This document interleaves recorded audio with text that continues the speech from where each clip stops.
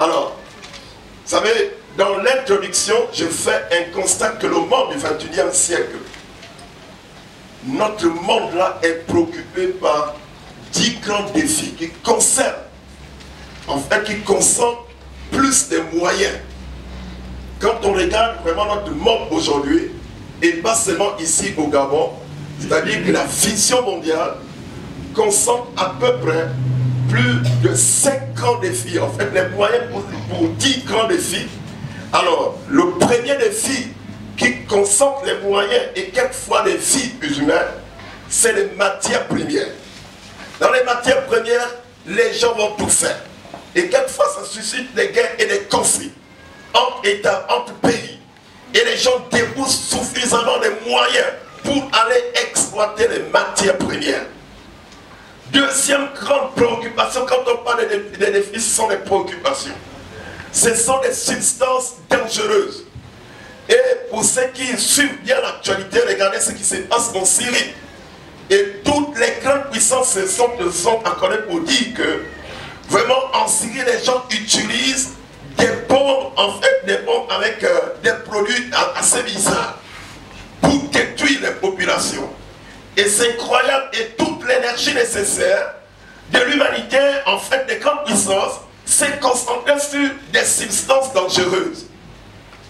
Un autre grand défi, en fait, c'est celui de l'énergie. On parle de l'énergie. Vous allez regarder, pour ceux qui suivent l'actualité, c'est que l'énergie est mise en valeur. Et il y a des grands projets concernant l'énergie sur le plan africain, sur le continent africain. Et ça va susciter des moyens. L'année dernière, je crois, un Français, je ne sais pas quel groupe, ils ont voulu proposer quelque chose vraiment de grand pour voir comment vraiment accorder l'électricité à tout le continent africain. Il faut mettre les moyens nécessaires. Un autre grand défi, c'est l'eau.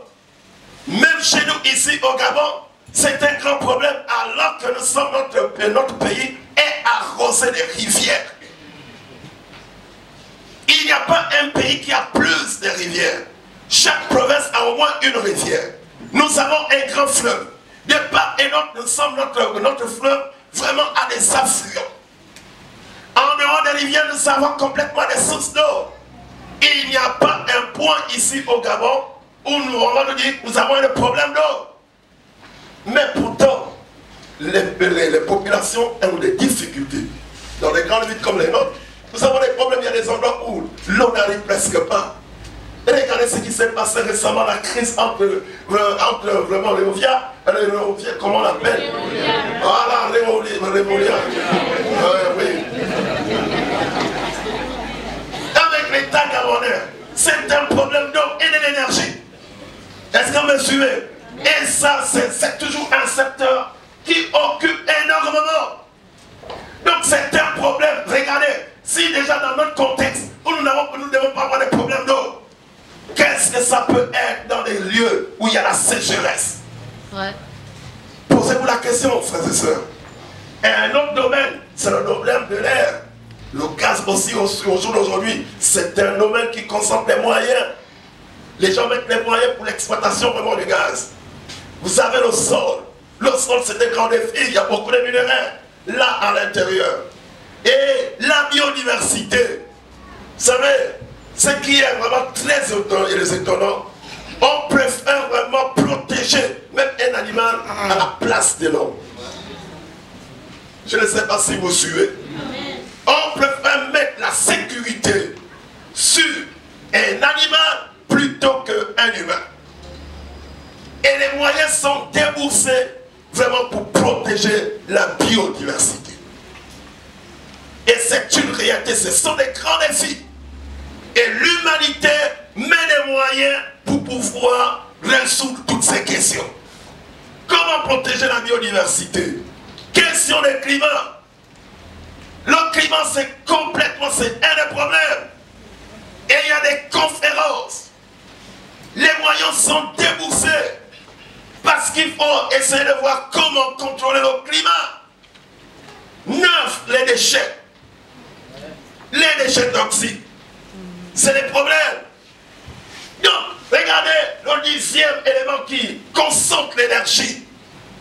la santé et l'environnement. C'est des problèmes. Mais dans tous ces défis, quand je l'ai regardé, aucun défi sur la famille. Vous allez remarquer, on n'en parle pas de la famille. C'est un véritable problème. Et lorsqu'on ne comprend pas cela, on peut complètement aller hors de la panne. Donc c'est un problème. La famille n'en fait pas partie des préoccupations de l'humanité. Les grandes puissances, ils ne pensent pas à la famille. D'abord, pourquoi ils doivent penser à la famille? On est en train de fragiliser la famille. La famille telle que la pensée de Dieu, telle que Dieu voit la famille, c'est pas la vision de l'humain. C'est pas la vision de l'humain. Pourtant, donc, la question de la famille est centrale du point de vue sociétal qu'environnemental. Quel que soit tout ce que nous pouvons développer, lorsque la famille a des problèmes, c'est la société qui a des problèmes. Lorsqu'on a des problèmes dans nos familles, vous devez être sûr que votre société aura des problèmes. Quand on a des problèmes au niveau de la famille, vous devez être certain que l'environnement va prendre un coup. Et moi, j'apprécie toujours la définition de l'OMS en ce qui concerne la bonne santé. Et la bonne santé, c'est être en harmonie avec soi-même, être en harmonie avec les autres, être en harmonie avec l'environnement et être en harmonie avec Dieu. Ça veut dire que si on n'est pas en harmonie avec soi-même, avec les autres, ou avec l'environnement, ou avec Dieu, nous avons des problèmes.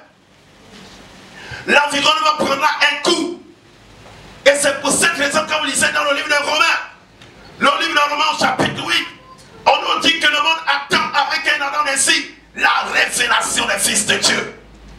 Quand on parle de la révélation pour le monde qui soupire, et Paul explique que le monde a été corrompu par l'attitude de l'homme, par les choix de l'homme, par le comportement de l'homme. Donc, frères et sœurs, c'est très important pour nous de considérer que la famille, c'est un grand défi. C'est un défi central. Alors, faire fi donc au défi de la famille, c'est accentuer le désespoir de l'avenir du monde et de l'Église. C'est très important si on fait fi au défi de la famille. Dans l'Église, on va continuer à accentuer le désespoir de l'humanité. Je ne sais pas si quelqu'un m'entend ce matin. Amen.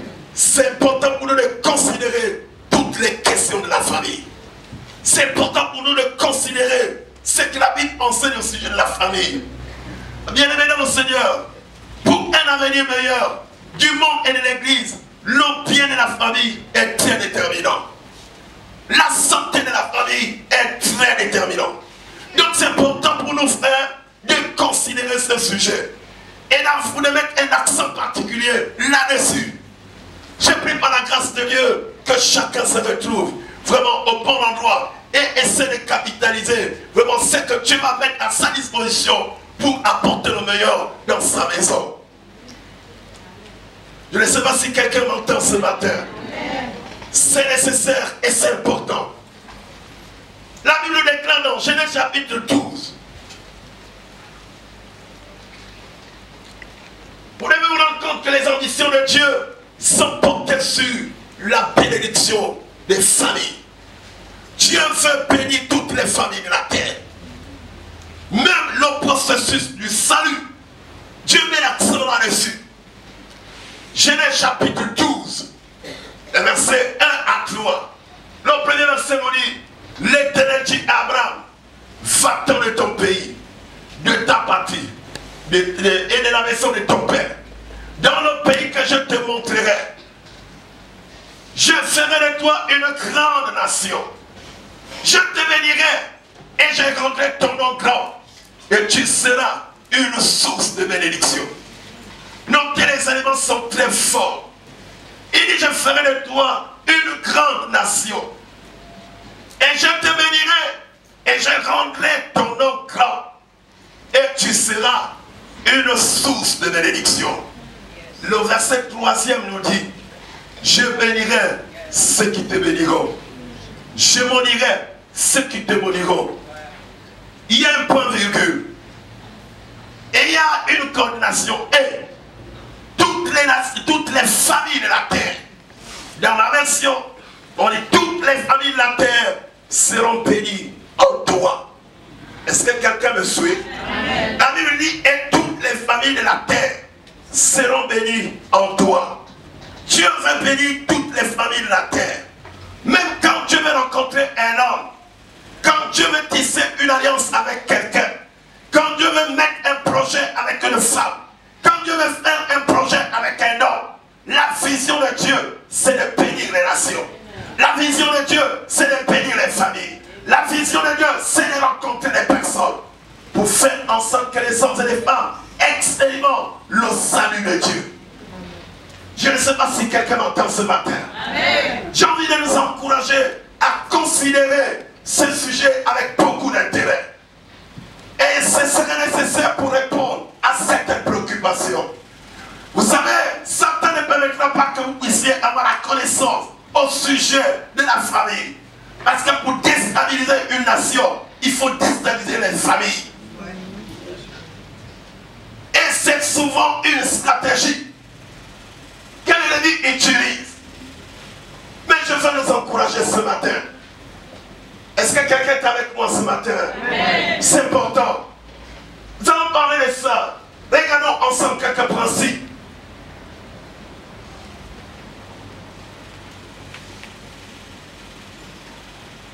Quelques principes de base au sujet de la famille chrétienne. Premièrement, la famille est la cellule de base de la société.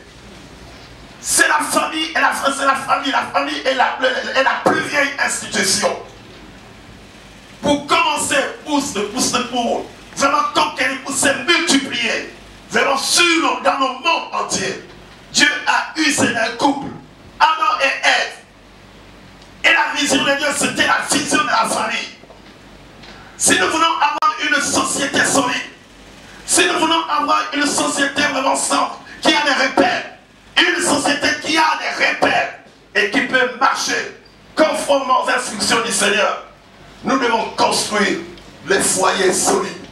Et les foyers solides commencent lorsque les familles reviennent à la parole de Dieu. À la parole de Dieu. Et ça, c'est très important. Nous allons le voir tout à l'heure. Deuxième élément assez important. J'avais déjà partagé la vie de cet homme ici. Xavier Lacroix, professeur de théologie morale à la faculté de théologie de Lyon. Il a dit ceci, que les enjeux de la famille sont autant spirituels que psychologiques et sociaux. Les enjeux, les défis de la famille sont spirituels, moraux et sociaux.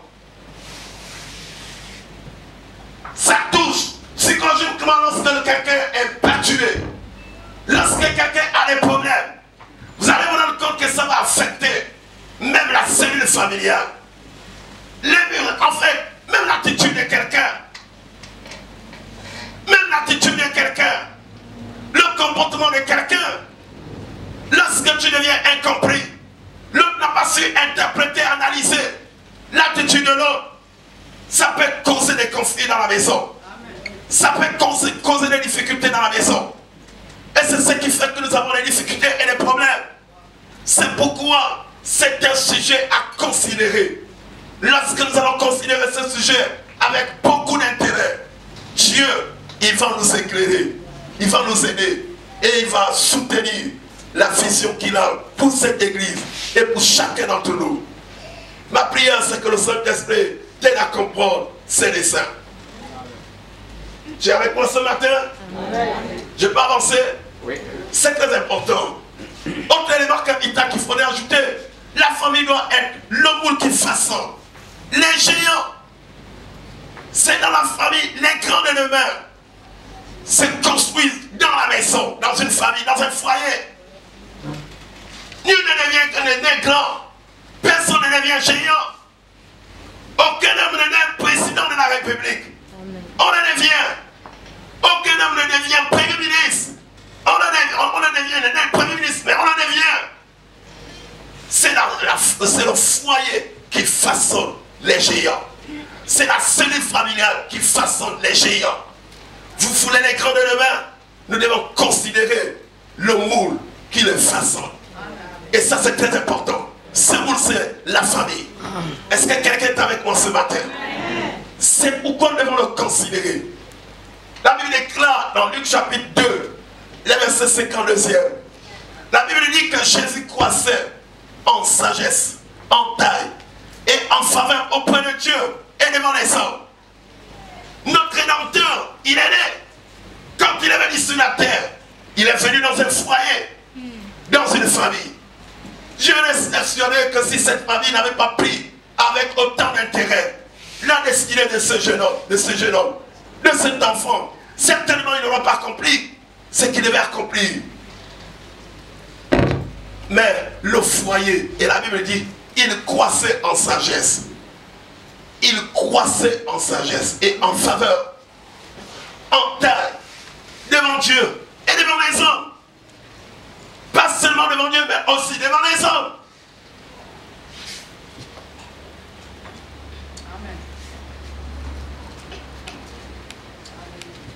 C'est très important, frères et sœurs. C'est nécessaire pour l'Église. J'aime que cette année, cette série nous ouvre l'esprit. Et nous aide à avoir des ambitions. Et notre élément qu'il faut ajouter en ce qui concerne les principes, ce qui nous motive d'ailleurs.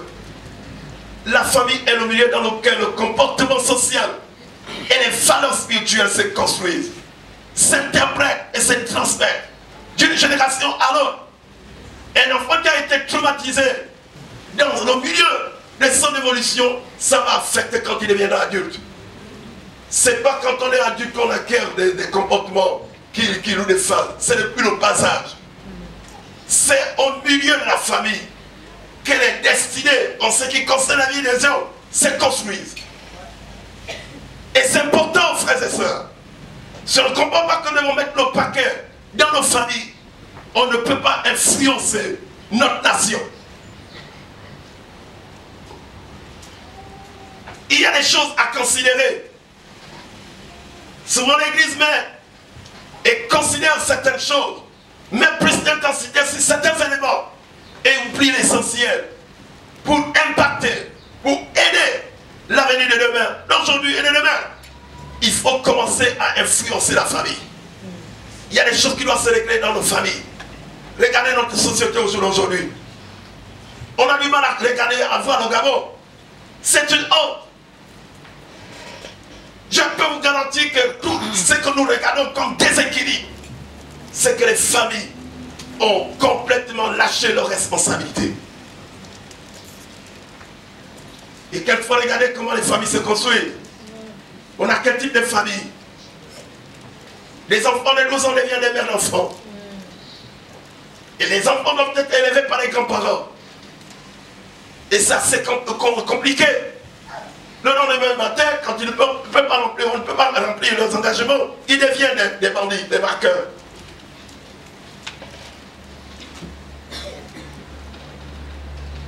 Non, nous avons besoin de prier. Et nous avons besoin de devenir. Nous avons besoin d'avoir une bonne orientation.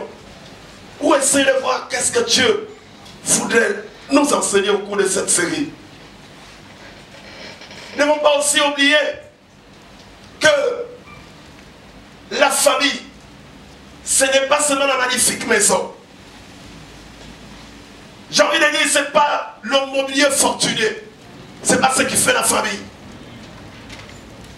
Vous pouvez avoir des maisons bien meublées, bien équipées, mais la famille disloquée. La famille a des problèmes et des difficultés. Personne n'y entre. Et c'est des problèmes. J'étais en train de dire, quand je préparais ce texte, je dis, ma femme, l'Église a besoin de repenser son discours. Comment nous enseignons les familles aujourd'hui? Et c'est très important. Ce n'est pas les immeubles. Ce ne sont pas les maisons. Ce ne sont pas les meubles qui font la famille. famille, c'est le bonheur. Même si vous n'avez rien, c'est le bonheur. C'est la joie. C'est le fait vraiment d'exister. Vous avez compris le plan de Dieu pour votre vie. En 1997, j'étais en stage à la Sauville. Et en ce temps-là, c'était Papa David Mikomo qui était le pasteur. Il avait une grande somme. Il gérait, supervisait une grande somme. Presque le coup et le loup.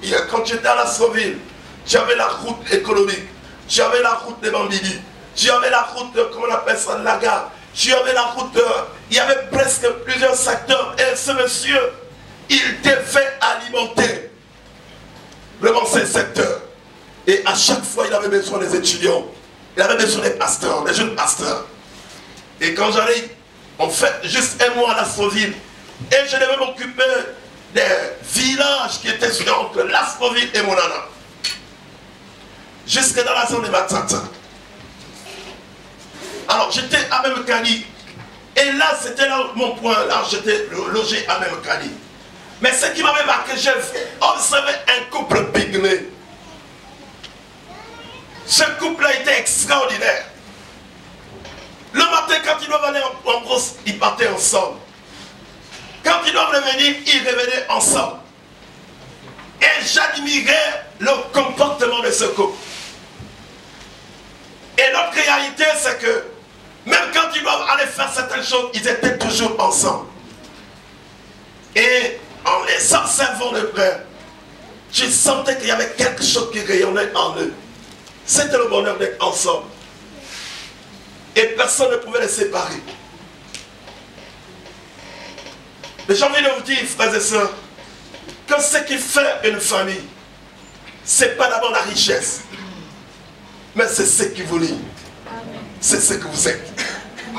Et c'est très important pour vous de le comprendre. Il faut le découvrir. C'est nécessaire. La famille chrétienne est un abri sacré où Dieu et son Christ sont reconnus, où son esprit habite, où sa parole brille comme la lampe de la maison, et où l'évangile est constamment proclamé, indiquant le chemin du ciel à tous ceux qui sont dans cette famille. C'est ça ce qui doit être la famille chrétienne. Les gens ont besoin de retrouver la trajectoire de Dieu, la trajectoire de Christ. Et c'est très important. C'est nécessaire. La famille chrétienne doit être un abri, une sécurité. Lorsque la personne a des problèmes à l'extérieur, la personne doit s'abriter dans sa famille. Mais si tu n'as pas de famille, tu vas t'abriter où? Si tu n'as pas de famille, où tu trouveras la sécurité? La famille est nécessaire. Et la famille chrétienne, plus encore, c'est la famille où Dieu se révèle. C'est la famille où Christ est Seigneur. C'est la famille où la parole de Dieu a l'autorité nécessaire. La famille chrétienne, elle se démarque par ça. Vous êtes influencés par les Saintes Écritures. L'évangile est constamment proclamé dans cette famille. Votre vie, c'est ça votre histoire. Et si les gens ont besoin de connaître l'assist de votre bonheur, mais c'est parce que vous avez rencontré le roi des rois, le Seigneur des seigneurs. Et celui qui apporte la stabilité dans votre famille et dans votre maison. Et c'est important de le dire. C'est pourquoi il est nécessaire de repenser la philosophie et la vision que nous avons de nos familles. Et c'est nécessaire. Donc, bien aimés dans le Seigneur, ces éléments doivent attirer notre attention. Alors, quels sont les objectifs que nous voulons atteindre tout au long de cette série? En partageant avec vous la série sur la famille chrétienne, qu'est-ce que nous voulons atteindre comme objectif? J'ai envie de nous encourager, frères et sœurs. Premier objectif, nous voulons disposer à l'église de Jésus-Christ une perspective biblique pour construire des familles solides. En fait, pas des familles comme nous pensons, mais la famille comme Dieu pense. Est-ce que quelqu'un me suit? C'est nécessaire et c'est important. Quand vous venez à l'église, vous avez accepté de marcher avec le Seigneur. Ce n'est pas d'abord vos préoccupations qui doivent venir en premier. C'est d'abord la préoccupation de Dieu. Amen. Dans ma relation, quand je dois m'engager avec quelqu'un, je dois m'engager avec qui? Pourquoi je dois m'engager avec X? C'est quoi d'abord l'objectif? Pourquoi je dois le faire? Il faut que ça soit clair. Il faut que ça soit clair. Deuxième objectif, nous voulons équiper la famille chrétienne des atouts bibliques pour briller dans ce monde des ténèbres. Le monde est obscurci.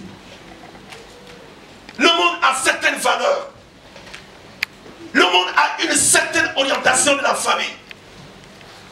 Déjà vendredi avec l'homme de Dieu, on commençait déjà à l'évoquer. La famille, ce n'est pas ce qui n'est pas constitué d'un homme avec un homme. Non, c'est pas ça la famille. Et les gens doivent aller chercher à avoir des enfants ailleurs. C'est pas ça la famille. Dieu a un modèle. Dieu a une orientation. Dieu veut nous montrer certaines choses. Et je crois par la grâce de Dieu, certaines personnes, vous aurez la possibilité de voir comment vous pouvez constituer la vraie famille royale, la famille de Dieu. Comment vous devez intégrer les principes bibliques pour façonner votre destinée et la destinée de votre famille. Et ça, c'est très important. C'est nécessaire. Vous avez le projet de vous marier.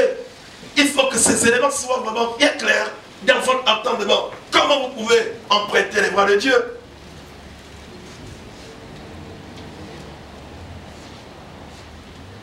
Donc, équiper la famille chrétienne des atouts bibliques pour briller dans ce monde des ténèbres. Ce monde a besoin d'être éclairé. Que l'éclairage de ta famille apporte une grande bénédiction pour tous ceux qui sont autour de toi. Un autre objectif, c'est d'aider les familles chrétiennes à affronter les difficultés comme des grands défis pour libérer leur potentiel. Il ne faudrait pas que les difficultés nous divisent, mais les difficultés doivent affecter vraiment nos capacités pour libérer ce que Dieu a planté en nous. Et ça, c'est très important. Lorsque les difficultés nous divisent et détruisent les familles, ça veut dire que nous n'avons pas bâti notre foyer, notre ménage sur les principes bibliques. On avait des objectifs atteints, pas des objectifs de Dieu. Quand tu dois te marier, tu dois savoir pourquoi tu t'es marié. Est-ce que quelqu'un me suit? Amen. Quand tu dois te marier, tu dois savoir pourquoi tu dois te marier. Et pourquoi tu dois le faire et comment tu dois le faire. Et avec qui le faire. Quand vous êtes déjà marié, qu'est-ce que vous devez savoir? Et comment redonner vraiment la beauté à votre foyer. Et ça, c'est vraiment nécessaire et important. Il y a des principes, il y a des choses à savoir. Et par la grâce de Dieu, nous allons voir comment vous accompagner. Nous voulons donc faire de la famille chrétienne un moule qui façonne les destinées. Vraiment des géants comme l'avons dit tout à l'heure. Et ça, c'est très important. Un autre élément, restaurer les relations qui sont brisées entre les membres d'une même famille. Il y a des gens, c'est très récurrent. Dieu est sûr et certain que même là, ici, dans cette église-là, dans cette assemblée, il y a des gens qui ne s'entendent pas. Les gens d'une même famille.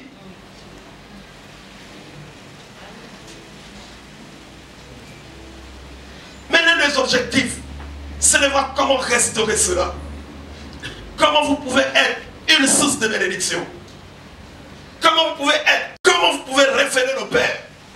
comment vous pouvez affirmer les intentions de Dieu dans votre ménage ou dans votre famille. Et c'est très important.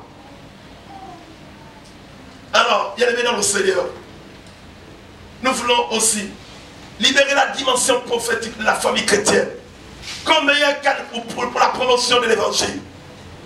La famille chrétienne, ce n'est pas seulement une famille de reproduction.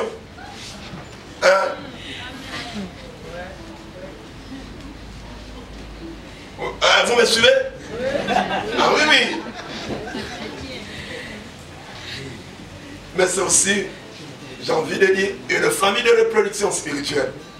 Amen. On doit gagner les autres aussi. Il faut libérer la dimension prophétique. Dites Amen plus fort. Amen. Dites ça, Amen plus fort. Amen. Vous devez gagner les autres familles. Amen. Dans d'autres nations, les familles, ce sont les familles qui gagnent les autres familles à Christ.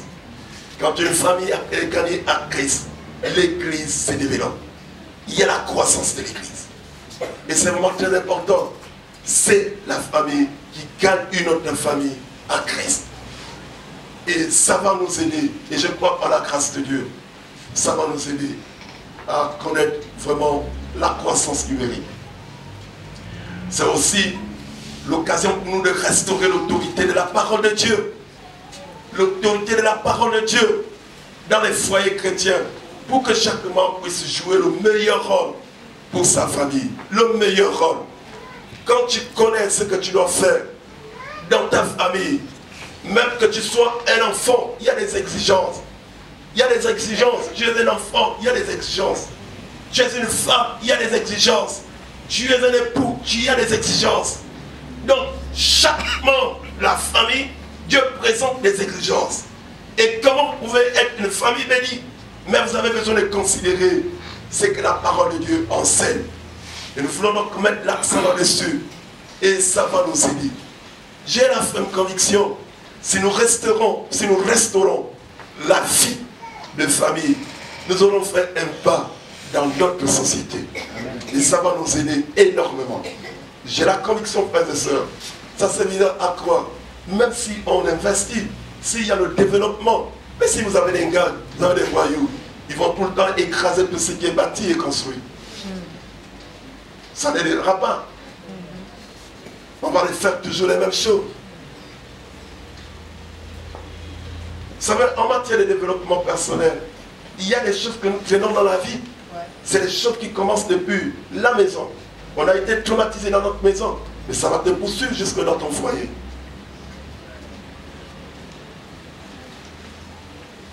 Donc c'est pour cette raison, nous allons considérer plusieurs éléments et ça va nous aider. Nous voulons terminer avec cette partie, votre responsabilité. Votre responsabilité. Qu'est-ce que nous attendons de vous? Vous savez, les thématiques qui vont être abordées, ces thématiques seront abordées en fonction de la sensibilité de chaque orateur et de la direction de l'esprit. Nous aurons certains orateurs qui passeront par ici. Nous aurons également des films, des projections de films certainement, pour renforcer les idées.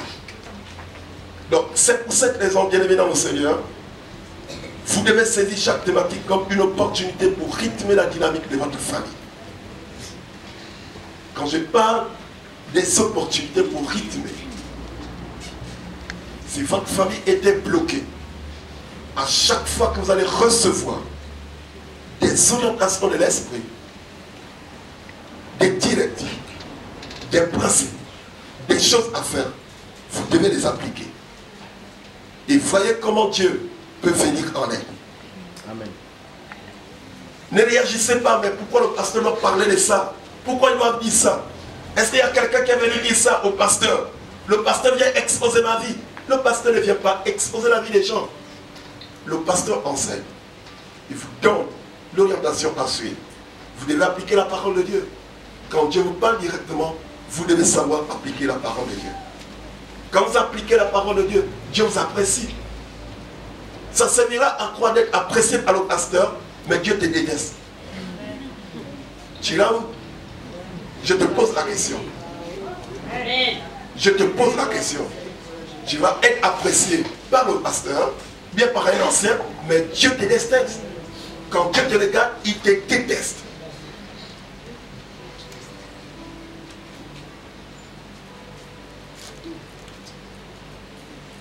Je ne sais pas si je me fais entendre.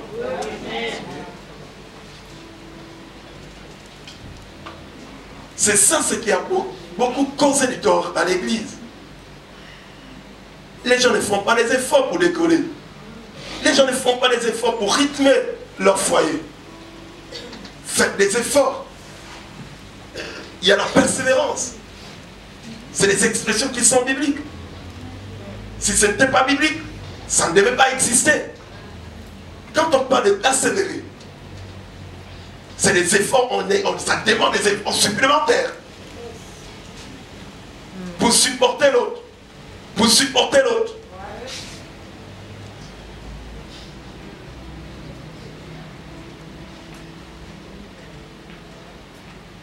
Nous entendons de vous, vous devez aider les autres familles qui battent de l'aile à s'en sortir au pied de la croix. Ça, c'est ce qu'on entend de vous également. Et par la grâce de Dieu, nous voulons vraiment vous encourager à regarder chacune de nos rencontres comme des opportunités pour voir comment Dieu peut vous orienter, comment Dieu peut vous équiper pour être une source de bénédiction pour les autres. Et ça va vraiment nous aider. Et nous allons aider aussi les autres. Je le crois de tout mon cœur. Et enfin, vous devez être régulier pour profiter au maximum des enseignements qui vont être partagés au sujet de cette série. Vous savez, vendredi, la série sur la famille chrétienne, c'est une longue série. Il y a beaucoup de choses à partager. Ça veut dire quoi? Vous avez besoin de profiter au maximum. Vendredi, on enseigne. Dimanche, on enseigne également. Ça veut dire quoi? Ça veut dire qu'on n'est pas obligé de revenir sur ce qu'on a vu vendredi. Puisqu'il y a beaucoup de choses à partager au sujet vraiment de la famille chrétienne. Tu rates un jour, tu auras raté au moins peut-être une opportunité. Faites tout. Ne regardez pas seulement vous-même, mais regardez que les défis de la famille concernent aussi les autres. Et ce sera bien. Pourquoi ne pas inviter quelqu'un au cours d'un dimanche pour dire, écoute, c'est peut-être bien de venir un peu à l'église. Tu sais que ton ami a des difficultés avec sa partenaire. Ou bien vice-versa. Mais tu peux les inviter à l'église. Et c'est bien de partager ce que vous recevez. Ça peut aider les autres. Faites tout pour prier. Faites tout pour marquer votre saison. Je prie que Dieu nous aide. Et que dans cette nouvelle série, que le Saint-Esprit façonne vraiment notre destinée et nous aide à vivre pour lui. Amen. Amen. Nous allons nous lever. De demander au Seigneur, j'ai envie de garder ce qui est essentiel pour moi. Au cours de cette série, j'ai envie de profiter de ce qui va apporter du tonus. Ce qui va apporter un plus. Ce qui va armer mes possibilités pour être une source de bénédiction. Quand Dieu appelle Abraham, vous savez, l'histoire c'était avec Abraham. Mais la vision de Dieu n'était pas fixée sur Abraham. La vision de Dieu était fixée sur vous et moi. Je ne sais pas si tu le vois. Et si tu le comprends ainsi, quand Dieu appelle Abraham, il dit quitte ta nation, quitte ta patrie. Je vais te montrer le lieu où tu vas résider. Je te bénirai. Je rendrai ton nom grand. Je ferai de toi une source de bénédiction. Je maudirai ceux qui te maudiront, mais ceux qui te béniront seront bénis. Et ajoute, tu seras une source de bénédiction pour toutes les nations de la terre.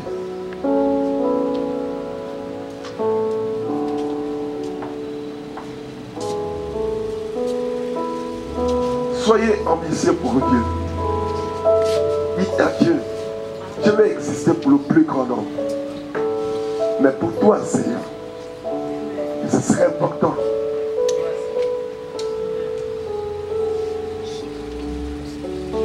Je vois encore des personnes assises. Est-ce qu'on peut se lever tous ensemble?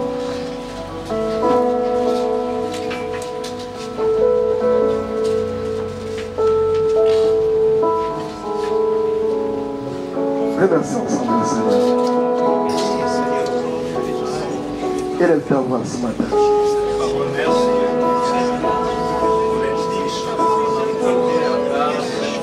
C'est important pour toi ce matin.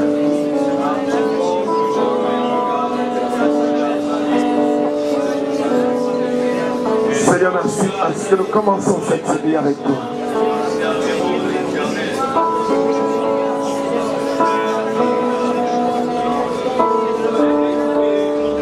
C'est magnifique. C'est merveilleux. Merci notre Père, notre Dieu.